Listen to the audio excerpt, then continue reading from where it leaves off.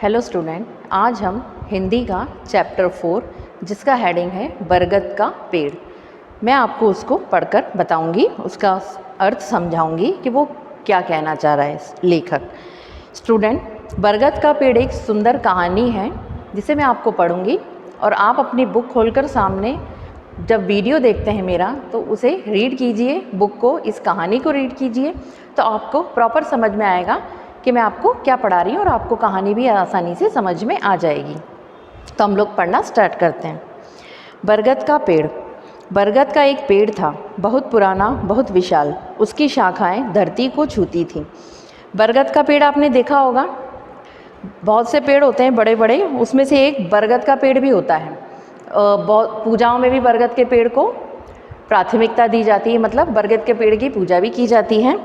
तो वो बरगद का पेड़ कैसा था? बहुत पुराना था और बहुत विशाल, मतलब बहुत बड़ा था। बरगद का पेड़ वैसे ही बहुत बड़ा होता है, बहुत लंबे एरिया में फैला हुआ होता है वो। उसकी शाखाएं धरती को छूती थी, मतलब उसकी शाखाएं क्या, उसकी टहनियाँ। शाखाएं किसको कहते हैं? जो उसकी टहनियाँ होती है, उसकी आसपास जो आपने देखा है ना, डाल निकलती रहती है, टहनियाँ निकलती रहती हैं, तो वो सब क्या करती थी? धरती को छूती थी। उस पर अनेक पक्षियों का बसेरा था। उस पर क्या करते थे? अनेक पक्षी, चिड़ियाएँ जो होती हैं, पक्षी देखे आपने, जो पंछी होते हैं, पक्षी उन्हें कहते हैं। जो उड़ने वाले जितने भी पक्षी होते हैं, चिड़ियाँ होती हैं जितने तरह की, उन सब का बसेरा, मतलब वो अपना घर बनाकर वहाँ रहती थी। उसकी शीतल और घनी छाया में राह चलते यात्री विश्राम किया करते थे। और जब वो पेड़ इतना घना था, इतना बड़ा था, तो उसकी क्या है, छाया रहती थी पेड़ के नीचे बहुत, उस पेड़ की। तो उसमें क्या करते थे यात्री, मतलब जो उधर से निकलते थे लोग, या मतलब पैदल चलकर जो लोग निकलते थे या जो भी लोग निकलते थे वहाँ से, वो उसकी छाया में आराम करते थे, विश्राम करते थे। मतलब जैसे बहुत गर्मी होती है, बारिश होती है, तो हम लोग क्या करते हैं? पेड़ के नीचे चले जाते हैं कि थोड़ी देर राहत मिल जाए, सांस ले लें, थोड़ी देर हम ठंडी हवा ले लें। तो उसी तरह से उस बरगद के पेड़ के नीचे बहुत से यात्री विश्राम किया करते थे। चरवाहों का तो पूरा दिन ही बरगद की छाँव में बीतता था। अब चरवाहे क्या होते हैं? जो अपने गाय वाय चराते हैं, जिनके जानवर होते हैं, बहुत से भेड़ चराते हैं, बकरियां चराते हैं, और जो मतलब जो जिनके भी ये गाय जानवर जो भी पालते हैं, उन्हें हम चरवाहा कहते हैं। तो वो अपने बकरियों को, गायों को, भैंसों को क्या करते हैं? चारा चराने के लिए, घास चरने के लिए खेतों पर लाते हैं या बागीचे में, कहीं भी ऐसे एरिया में ले जाते हैं, खुले हुए एरिया में, जहाँ वो घास चर सके जानवर। तो जब तक उनकी गाय घास चरती थी, मतलब उनके जानवर जब तक घास वास चरती थी, जो भी खाना वाना खाती थी, तब तक वो लोग क्या करते थे? उस बरगद के पेड़ के नीचे विश्राम करते थे। वह बरगद गांव वालों के लिए देवता था। अब मैंने आपको अभी बताया था थोड़ी देर पहले कि बरगद के पेड़ की पूजा भी की जाती है। पुरानी मान्यताओं में बरगद के पेड़ की पूजा करती हैं स्त्रियाँ, औरतें।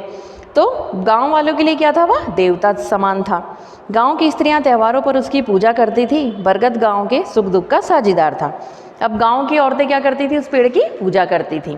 और जब वो इतना पुराना था बरगद, तो गांव में कोई भी सुख का काम हो या दुख का काम हो, उसका साझेदारी, मतलब वो सब देखता था और उसमें शामिल होता था। मतलब वो बरगद का पेड़ किसी के सुख में भी शामिल हुआ और दुख में भी शामिल हुआ, तो उसको क्या कहते हैं? ये हमारा साझेदार था। मतलब जैसे हमारे यहाँ कोई बच्चा पैदा होता है, हम लोग खुशी मनाते हैं, या कोई शादी ब्याह है, उसमें कोई भी हमारे दोस्त मित्र जो भी आते हैं, रिश्तेदार आते हैं, तो क्या कहते हैं? ये हमारे सुख का साझेदार, मतलब ये हमारे सुख में शामिल हुआ। और किसी की मौत हो जाती है, कोई एक्सीडेंट हो जाता है, कुछ भी ऐसा गम का काम हो जाता है, उसमें जो रिश्तेदार आते हैं तो उसे क्या कहते हैं? ये हमारा गम का साझेदार, मतलब दुख में भी साझेदार रहा। तो जो सुख में शामिल हुआ, दुख में शामिल हुआ, दोनों में शामिल होने वाला वह बरगद का पेड़ था कि वो गाँव के सुख और दुख दोनों में साझेदारी निभाता था। बरगद एक किसान की ज़मीन पर था। बरगद कहाँ था? एक किसान था, उसकी ज़मीन पर, मतलब किसानों की अपनी अपनी ज़मीनें होती हैं, खेत होते हैं, तो वो बरगद का पेड़ एक किसान के खेत में था, उसकी ज़मीन में था। किसान बहुत बूढ़ा था। अब किसान कैसा था? बहुत बूढ़ा था। किसान, एक बार वह बीमार पड़ा और मर गया।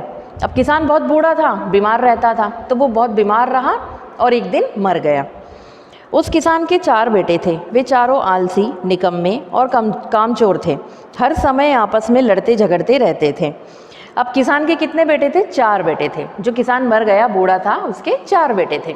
अब वो चारों कैसे थे?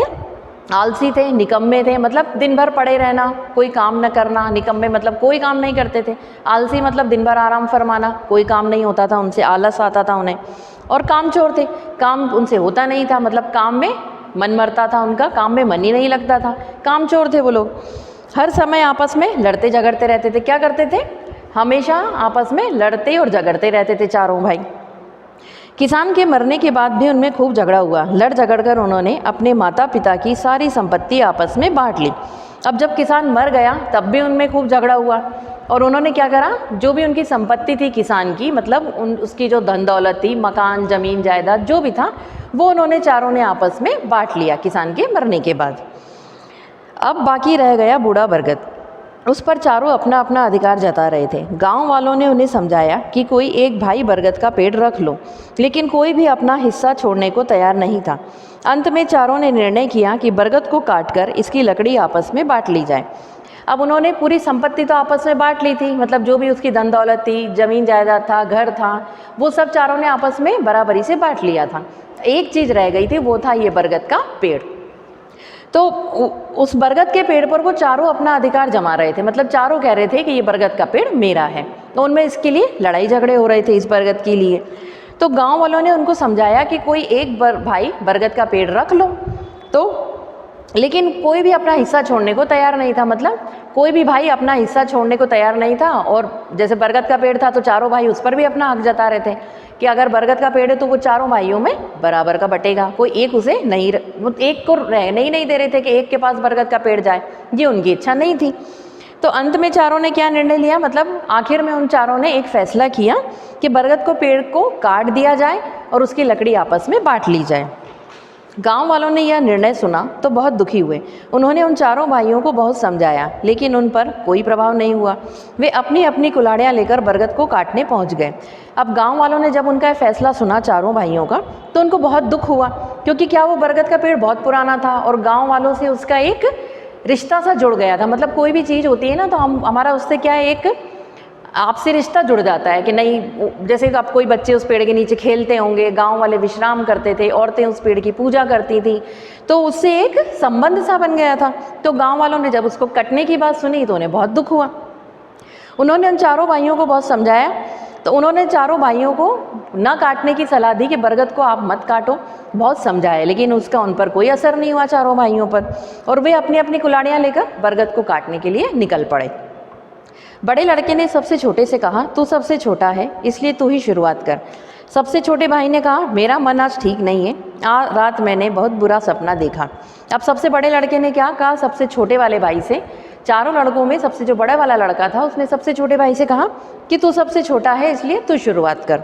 तो सबसे छोटे भाई ने क्या बोला कि आज मेरा मन ठीक नहीं है। अब जैसे कहते हैं ना कि आज मेरा मन इस काम में नहीं लग रहा, मेरा मन अच्छा नहीं है, मेरा काम में दिमाग नहीं लग रहा, मेरा दिमाग ठिकाने पे नहीं है, वैसे ही उस छोटे भाई ने कहा, और उसने कहा कि मैंने रात को एक बहुत बुरा सपना देखा है।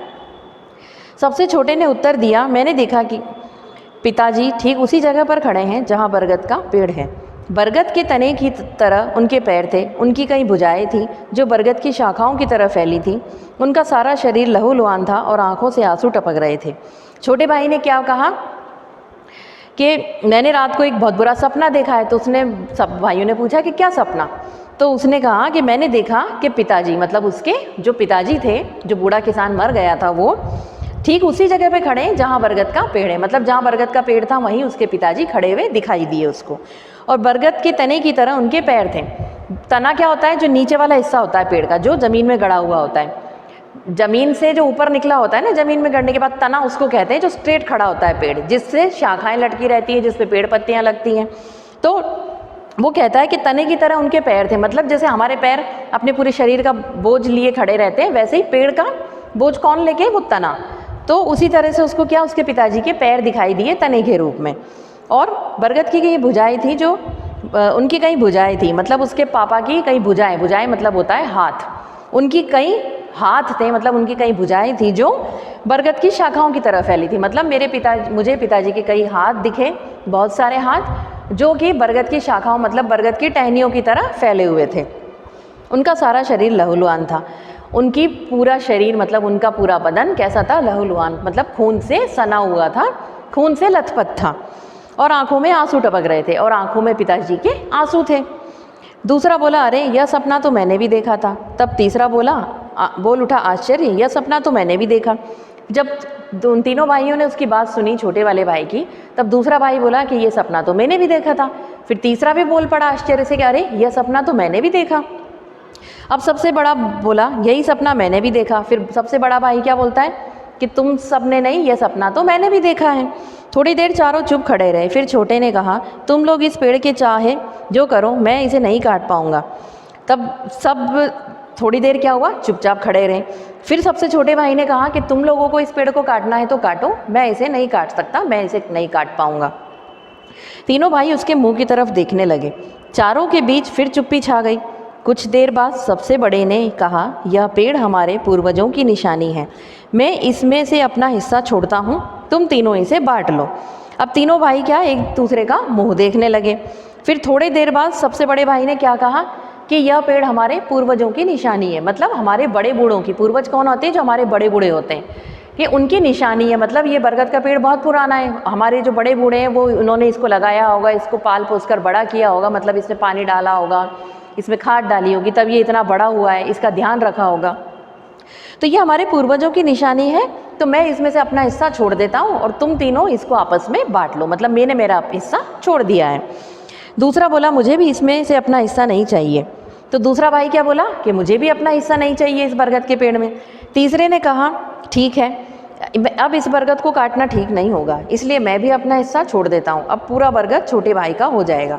फिर तीसरे भाई ने क्या बोला कि मैं भी इसे नहीं काटूंगा, मैं भी अपना हिस्सा छोड़ रहा हूँ। तो जब तीनों भाइयों ने उस पेड़ को काटने से मना कर दिया तो सबने कहा कि अब ये बरगद का पेड़ सबसे छोटे भाई का है, उसे जो करना है वो करे, ये उसका है, मतलब पूरा हिस्सा बरगद का छोटे भाई का है। छोटा चुपचाप उनकी बातें सुन रहा था। वह बोला, जब आप लोगों को अपना हिस्सा नहीं चाहिए तो पूरे बरगद को लेकर मैं पाप का भागीदार क्यों बनूं? वर्षों से गांव के लोग इस बरगद को अपना मानते हैं, मैं यह पेड़ उन्हें ही सौंपता हूं। अब छोटा भाई क्या कर रहा था, चुपचाप उन तीनों की बातें सुन रहा था। जब सब बोल पड़े तब वह बोला, छोटा भाई उन तीनों की बातें सुनकर, कि जब आप सब लोग अपना हिस्सा छोड़ रहे हैं, आपको अपना हिस्सा नहीं चाहिए, तो मैं इस बरगद के पेड़ को लेकर पाप का भागीदार क्यों बनूं? मतलब जैसे सबको सपने में पिताजी दिखाई दिए थे और कैसे दिखाई दिए थे वो भी सबने बता दिया, तो उन तीनों ने तो अपना हिस्सा छोड़ दिया। तो छोटे वाले भाई को लगा कि ये तीनों तो उस बरगद के पेड़ को काट कर पाप नहीं करेंगे, अगर मैं उस बरगद के पेड़ को काटूंगा तो पाप मुझे लगेगा। तो वो कहता है कि मैं पाप का भागीदार क्यों बनूं, मतलब मैं कोई पाप क्यों करूं इस बरगद के पेड़ को काट कर। तो वो कहता है कि वर्षों से इस गांव के लोग इस बरगद के पेड़ को अपना मानते हैं, मतलब इस गांव के लोग इस बरगद के पेड़ को अपना मानते हैं, अपना समझते हैं, उसी तरह से प्यार करते हैं जिस तरह से हम करते हैं। तो मैं यह पेड़ गांव वालों को सौंपता हूँ, मतलब उन्हें ही देता हूँ, मैं इस पर अपना हक नहीं जमाऊँगा। इतना कहकर उसने भी कुल्हाड़ी फेंक दी। इतना कहने के बाद छोटे भाई ने भी कुल्हाड़ी फेंक दी। गांव के लोग चुपचाप खड़े तमाशा देख रहे थे। चारों भाइयों का फैसला सुनकर उनमें खुशी की लहर दौड़ गई। अब गांव के लोग क्या कर रहे थे, जब कोई चारों आपस में बात करते देखता है ना, अगर कोई 4-5 लोग मिलकर आपस में बात करते हैं तो आसपास झुंड इकट्ठा हो जाता है कि ये लोग क्या बात कर रहे हैं। और वो जब पेड़ को काटने आए थे तो गांव वाले तो वैसे ही परेशान थे कि ये लोग पेड़ को ना काटें, तो वो आसपास आकर उनकी बातें सुन रहे थे चुपचाप। तो जब सब लोग तमाशा देख रहे थे उन चारों की बातें सुन के, जब चारों भाइयों का फैसला उन लोगों ने सुन लिया, सबने कुल्हाड़ियाँ फेंक दी और क्या फैसला किया कि हम चारों इस बरगद के पेड़ को नहीं काटेंगे। तो गांव के लोगों में खुशी की लहर दौड़ गई, मतलब वो बहुत खुश हुए और उनमें प्रसन्नता छा गई। वे खुशी से झूमने लगे, मतलब उनकी खुशी का कोई ठिकाना नहीं रहा। वो जैसे उछल कूद करते हैं खुशी में, हम नाचते हैं, उसी तरह से वो झूमने लगे। गाँव वालों को खुश देखकर वे चारों भाई भी बहुत खुश हुए। जब गाँव वालों को इतना खुश देखा तो वे चारों भाई भी बहुत खुश हुए। आज उन्हें पता लगा कि दूसरों को खुशी देने में भी खुशी मिलती है। तो उन चारों भाइयों को गांव वालों की ये खुशी देखकर क्या एहसास हुआ कि दूसरों को खुशी देने में ही असली खुशी है। मतलब दूसरों को खुशी देने में अपने मन को कितनी खुशी मिलती है, अपने मन को कितना सुख मिलता है। ये चारों भाइयों को ये बात तब पता पड़ी जब उन लोगों ने गाँव वालों को इतना खुश देखा। तो स्टूडेंट्स, आपको इस चैप्टर में खुशी का महत्व, मतलब अपनी खुशी को महत्व देने के बजाय दूसरों को खुशी देना ही इंसानियत है। मतलब इंसानियत क्या कहलाती है कि हम अपनी खुशी ना देखें बल्कि दूसरों को खुशी दें और उनको प्रसन्न रखें। अपना सुख और अपनी खुशी के चक्कर में हम दूसरों को दुखी नहीं कर सकते, इसे ही इंसानियत कहते हैं। इस कहानी में इसी को दर्शाया गया है। मतलब इस कहानी में क्या बताया गया है कि सिर्फ अपनी खुशी और अपना सुख देखने के चक्कर में हम दूसरों को दुख देते हैं, उसे इंसानियत नहीं कहते। इंसानियत इसी में है कि हम अपनी खुशी के साथ साथ दूसरे की खुशी का भी ध्यान रखें और दूसरे को दुखी करने की कोशिश न करें। तो स्टूडेंट, आपको ये कहानी अच्छी लगी होगी। इस कहानी के जो बुक की एक्सरसाइज है वो मैं आपको फिल करके व्हाट्सएप पे सेंड कर दूंगी और इसके क्वेश्चन आंसर आपको रिटर्न में सेंड कर दिए जाएंगे, जिन्हें आपको हिंदी की कॉपी में नोट डाउन करना है। हिंदी की कॉपी में क्वेश्चन आंसर लिखने के पहले आप सब लोग शब्दार्थ लिख रहे हैं या नहीं, आप मुझे अपना वर्क सेंड करेंगे, तब मुझे देखना है कि आप लोग शब्दार्थ लिख रहे हैं या नहीं। शब्दार्थ लिखना कंपलसरी है हिंदी की कॉपी में। हिंदी की कॉपी में सबसे पहले चैप्टर 4 डालकर, पाठ 4 डालकर, उसका हेडिंग डाल के उसके बाद आप शब्दार्थ लिखेंगे, उसके बाद ही आप क्वेश्चन आंसर लिखेंगे। शब्दार्थ के नीचे क्वेश्चन आंसर नोट डाउन करना है आपको, ये कंपलसरी है, शब्दार्थ लिखना छोड़ना नहीं है। आई होप आपको समझ में आ गया होगा।